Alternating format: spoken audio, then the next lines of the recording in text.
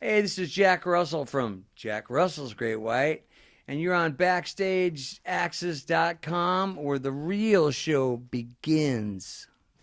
Hey, this is Tony Montana from Jack Russell's Great White, and you're on BackstageAxxess.com, where the real show begins.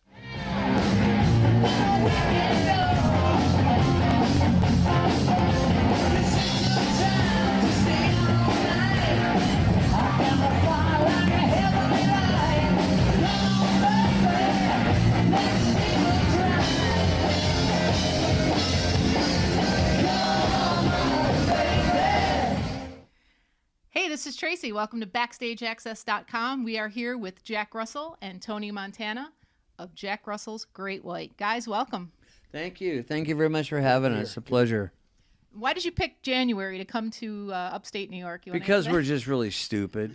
You know what I mean? We live in California, so we just kind of figure everywhere it's like warm and sunny. And then when we leave our little state, we go, oh my God, it's not like this everywhere else. Well, the sun must have been shining on you guys because it's been below zero for the past 2 Well, weeks. you know, I figured if I'm going to come, I'm going to day. bring a little bit of warmth with me. You know Thank what I mean? you. We broke into the 30s today, so that's a good thing. Yeah, That's into a the good thing. 30s. I'm outside going, I know. I walked in your room. It was like, whew, it's like a sauna in here. is it warm in here, really? It is warm in here.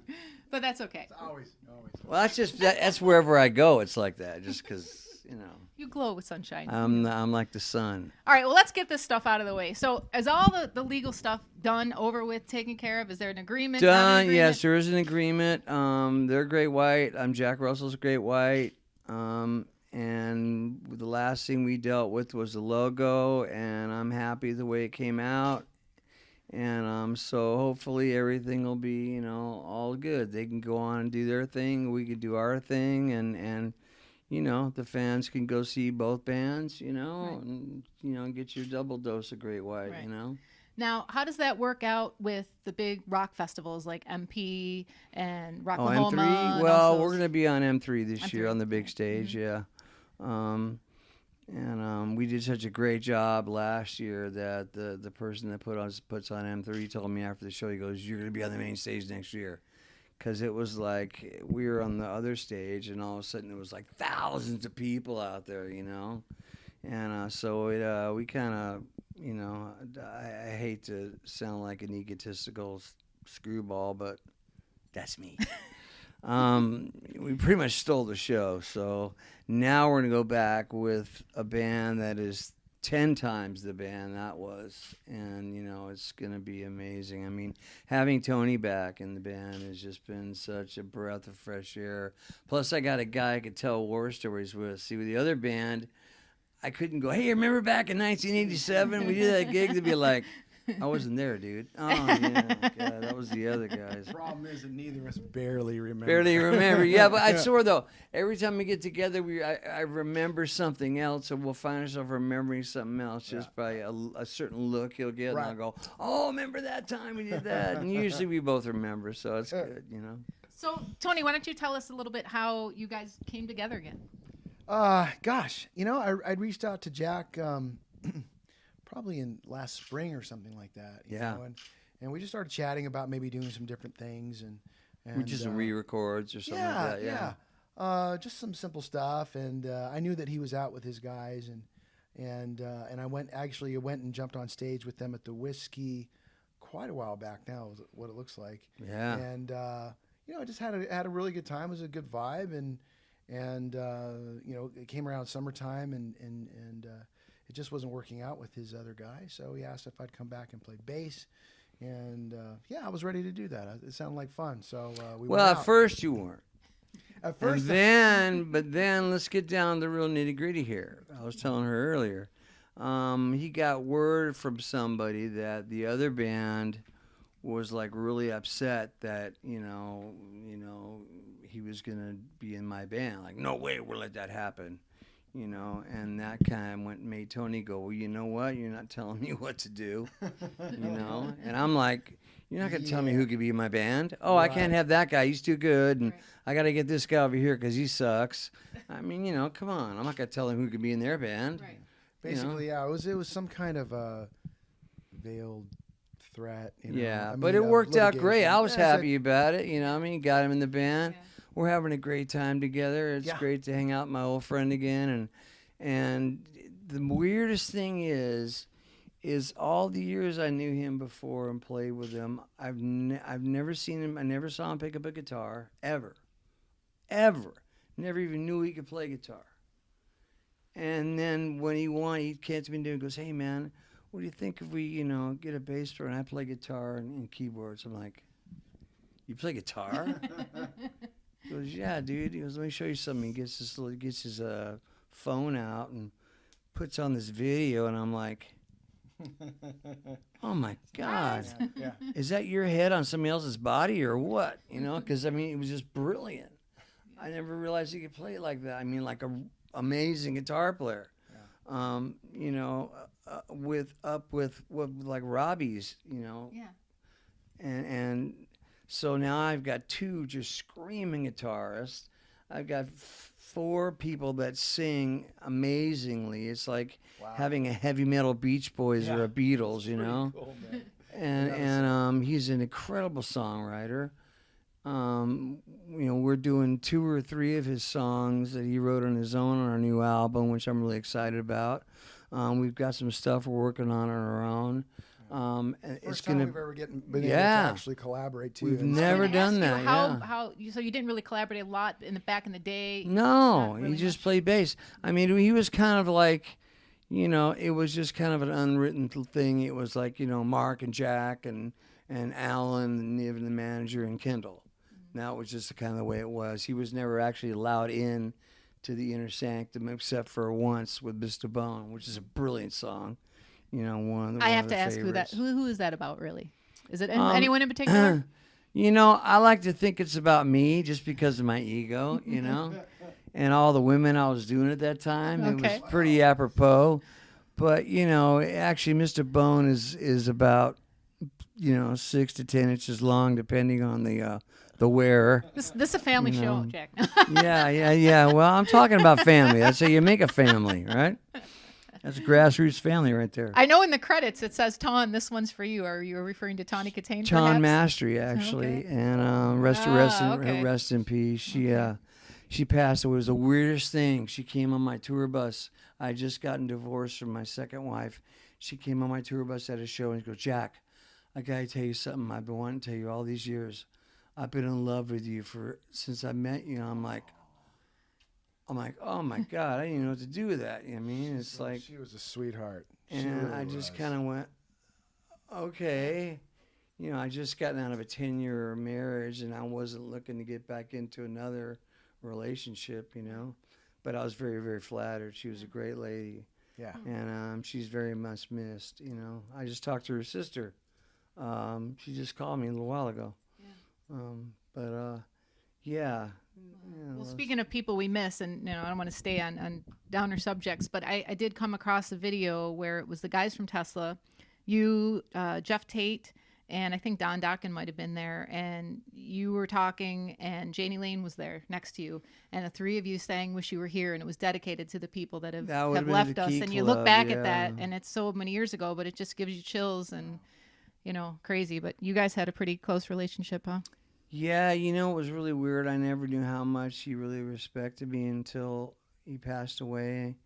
And my wife goes, "You need to go look at his MySpace page." So I went on there, and there was a picture of him and his wife, and there was a picture of him and me on stage singing, and it said "The Boys." And that was only Wow. 2 pictures that were on there, and I was like, wow, man, how heavy, Yeah.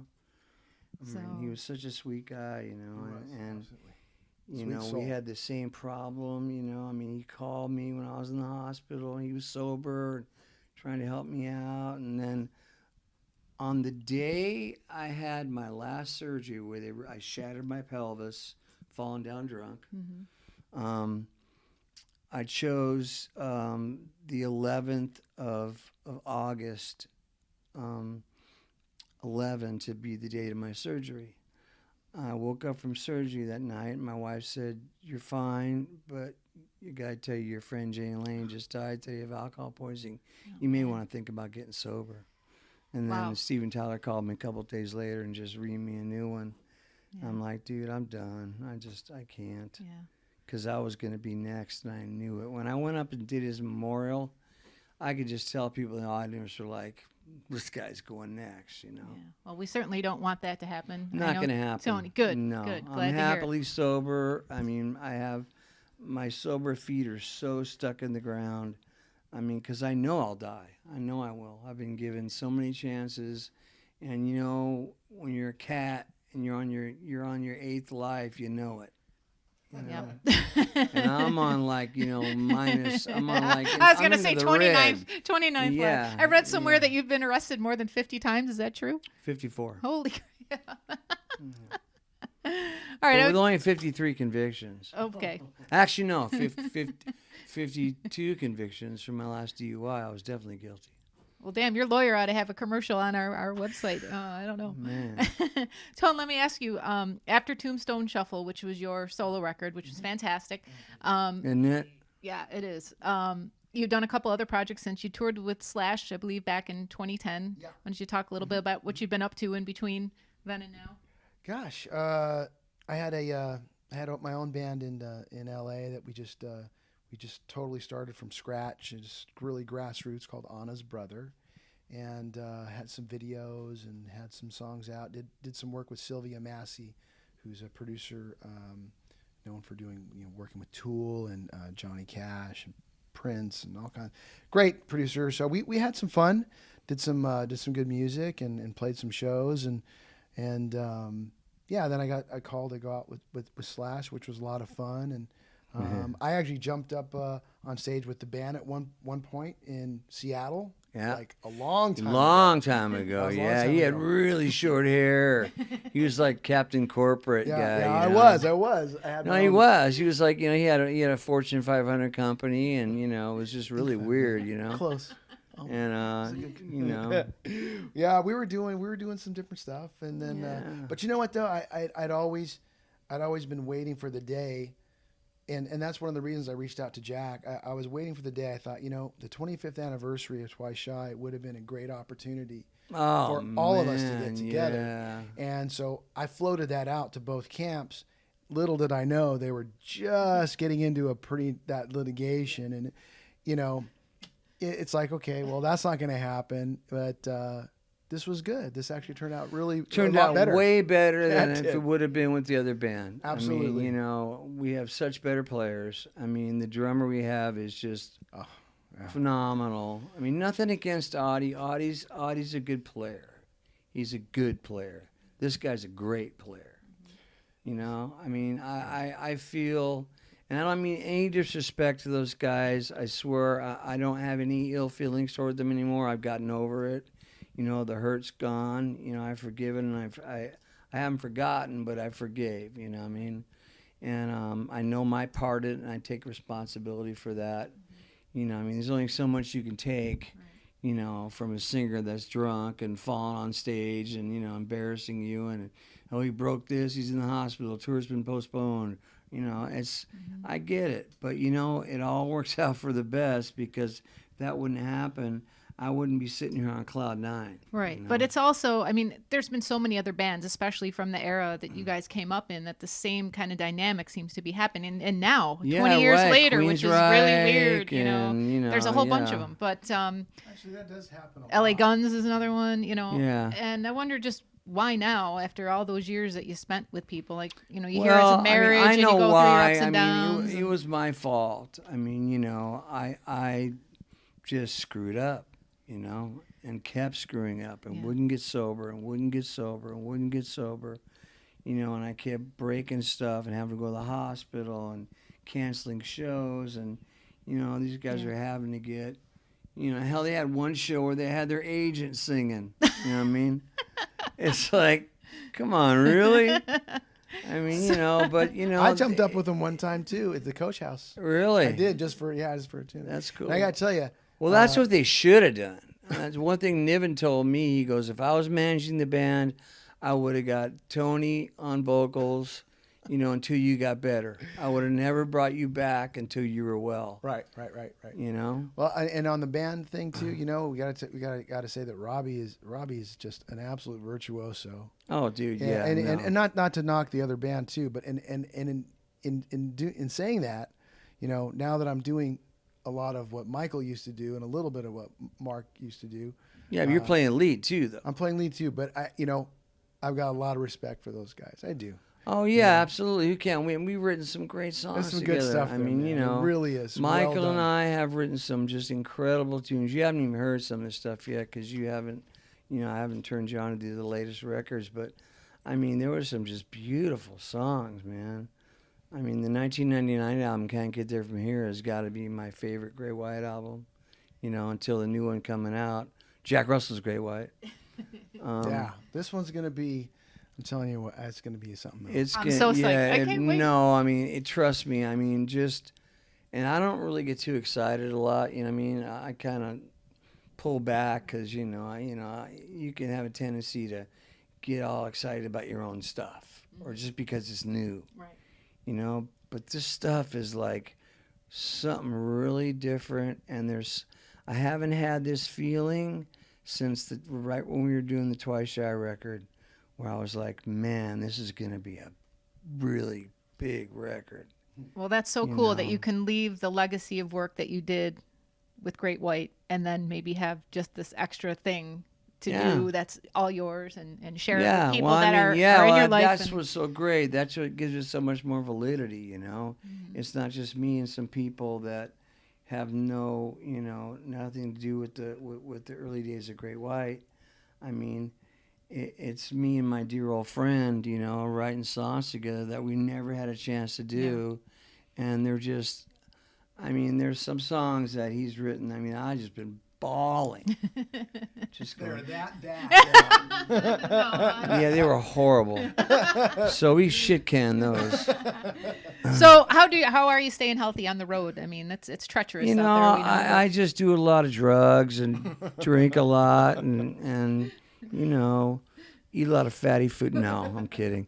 I try to eat right, you know, and get my sleep, you know, warm my voice up, take care of myself, you know, and that's just the key to it all. Is just warming it up, warming it down, you know, and trying to be quiet in between, you know. Great. Okay, so let's get into some fun stuff here. Give me something that you would consider that maybe fans don't know would be considered a guilty pleasure that you enjoy, whether it be watching bad reality TV or who knows, getting up in the middle of the night and kung fu porn. It's a new thing that just came out. It's just pretty athletic, let me tell you. Okay.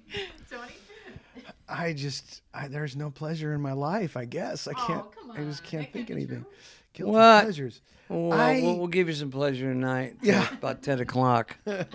Yeah, that's about the most, you know, this is my guilty pleasure. I'm having a good time, you know, and I've denied myself to do this and for a long time.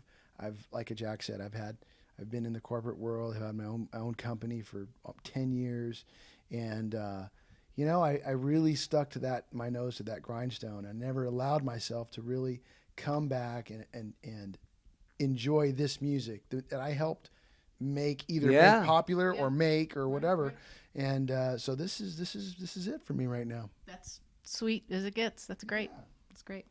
I mean, there's nothing like making music. There's no feeling in the world like having fans sing songs back to you that you wrote, and have people say, "Oh, that was my wedding song," or you know, just, or they'll tell you how much this song means to them, or this song saved my life, or this one got me off drugs, and you go, man, you know, maybe I am putting into the world more than I'm taking out, you know, and that's all you can hope to do, you know. Mm-hmm.